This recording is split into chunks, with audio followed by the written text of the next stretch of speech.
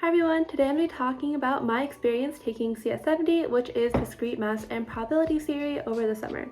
So basically, first I'm going to start off with talking about what is CS70 and why it's considered to be one of the hardest courses at UC Berkeley. Then I'm going to talk about why I decided to take it over the summer.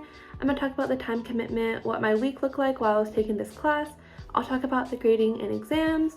I'll talk about how it affected my mental and physical health, some things that I didn't like and some things that I did like about the course, some advice, and then finally, would I recommend taking this course over the summer? So what is CS70? So basically CS70 is Discrete Mass and Probability Theory, and the first half of this course is discrete math, so we learn about proofs, induction, graph theory, modular arithmetic, cryptography, and secret sharing. And then the second half is probability theory, so we learned about discrete probability, conditional probability, Bayes' rules, variance, Markov chains, continuous probability, linear regression, expectation. And at most schools, this class is split into two, but at Berkeley, we teach all the material in one semester, and over the summer, it's even faster. In the summer, all this material is taught in about 8 weeks. So CS70 is notoriously difficult and is also the last class students typically take before declaring computer science at Berkeley. So people are pretty stressed and nervous about the GPA requirement going in, which if you guys don't know, it says 3.3 average GPA in the prerequisite courses CS61A, CS61B, and CS70. It's stereotyped that CS70 will usually tank your grade, and I think most students do usually get the lowest grade in CS70.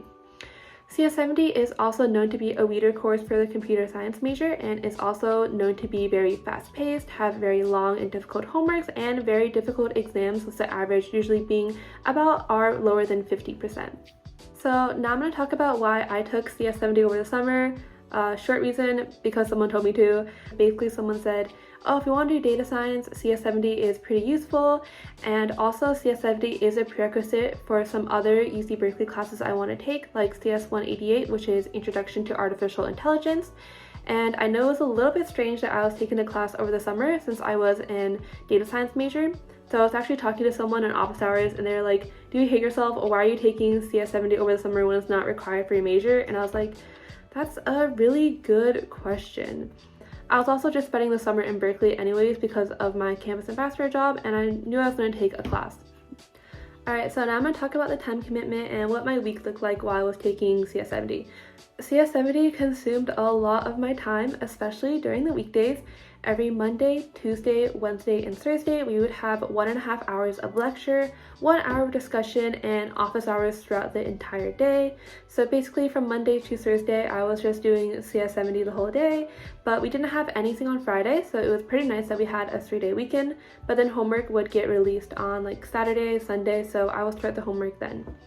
The homework was also pretty difficult and time consuming, so I would spend over 10 hours to complete the homework, and this included like working with the group and also going to office hours. Now I'm going to talk about grading and exams. So here is a screenshot of what our grade breakdown looked like. As you can see, it is pretty exam based. About 70% of our grade is dependent on our exams. And the first midterm was honestly pretty awful. It was so long and confusing. The average was of 46%.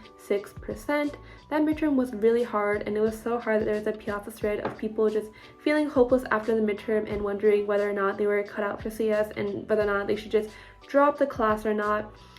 I also did not like the exam questions, and just in general, like some of the ways the exam questions were worded were really confusing.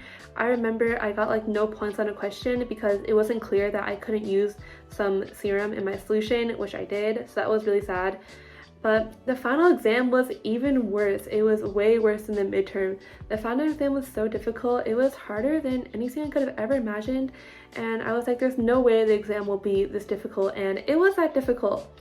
Yeah, the average for that exam was 37%, and then we had a 57 standard deviation. So that just shows you how difficult the exam was. We also did have a class clobber policy for the exams. So basically your midterm score can be replaced with the average of your midterm score, and your correlated midterm score with your final exam score. And this is honestly a pretty decent clobber policy. It's like not the best in my opinion, but It's also kind of funny because the final average was so much lower than the midterm, and the final standard deviation was like 20 points higher than the midterm standard deviation. So honestly, I don't know if this Clobber policy helped anyone, but it certainly did not help me. And one thing I forgot to mention for grading exams is that the class is typically curved to like a B or a B+. So if you score a little bit above the average, then you'll basically get a B+. And I know some people who scored like below the average for the exams who got a B. Now I'm going to talk about mental and physical health. So not gonna lie, this class was pretty bad for my health. I was so burnt out and tired all the time. In week 6, I was so burnt out that it was physically difficult for me to keep my eyes fully open. Like, it physically took a toll on my body, and I also had no time to really exercise. All I did was like go hiking outside every day for like 30 minutes, but that was literally it. I didn't have time or energy to do anything else. Whenever I would go out with my friends, I would be so much more exhausted after too, so the class was just really draining my energy. Some things that I didn't like about the class was just the quality of the questions and the exams were honestly pretty low in my opinion. I found the wording pretty confusing, and a lot of times it would take me a while to really understand what the question was trying to ask in general, so that just really annoyed me. And I also didn't like how the exams were made that the average was purposely super low. Like when the TA said, I'm guessing that you guys are gonna get like a 47% average on the midterm. So they were literally preying on our downfall. Like, why don't you just make an exam that's easier for the students and that the students will do well in, instead of making the exam super hard and like curving it up. Some things I did like about the course, however, was I did like the content. I thought that the content was pretty interesting. This was the first time I've been exposed to discrete math, so I thought modular arithmetic and cryptography were pretty cool, but honestly, not too much things that I liked about the course besides the content. Some advice I have for the course is I recommend reading the notes. The notes are... Actually, no, I don't recommend reading the notes. The notes are really good, but only if you already know the content. So definitely try to read the notes, but don't feel bad if you don't understand it even after the 5th time you've read the notes, because they are extremely dense. Try to preview the lecture in some other way. Try to preview the material in some other way besides reading the notes. Going to lecture and also searching online for other ways to learn the content is super useful.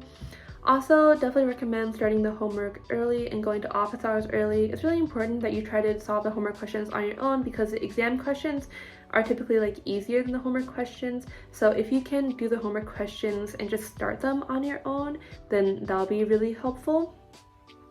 And I also recommend doing like CSM worksheets. So CSM is Computer Science Mentors here at Berkeley. So I definitely recommend signing up for CSM, or also just doing the CSM worksheets. And finally, would I recommend taking this course over the summer? No. It is too fast-paced in my opinion, and it's really hard to build a mathematical way of thinking, especially for probability, and you do need this mathematical way of thinking to do well on the exams. But also, if you don't have that mathematical way of thinking, like, don't worry. I don't think I have mathematical intuition, but I still scored like around or a little bit above average on the exams, so don't worry. I also feel like the resources for this course is probably a little bit better during the semester than in the summer, because then you'll have like tutors in the course, there's more course staff. CSM is also offered over the semester. But I would recommend taking this course if you want to declare earlier, and if you're already like a math competition kid, then honestly you are kind of set for like discrete math. It's still going to be hard, because I know like some math competition kids still found this class hard, but it's definitely going to be a lot easier for you compared to other people with no prior experience. But besides this video, there's a lot of other material about CS70. If you're still curious about the course, someone posted a really long constructive critique of the course on Reddit, and it was really good and interesting, so I'll link it in the description of this video.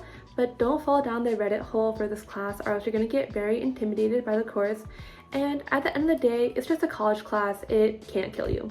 So now that I took CS70, I can declare computer science at Berkeley. Yay! I am currently a declared data science major, but now I'm probably going to switch from data science to computer science. So stay tuned for a video about how I declared CS and why I'm going to switch from data science to computer science.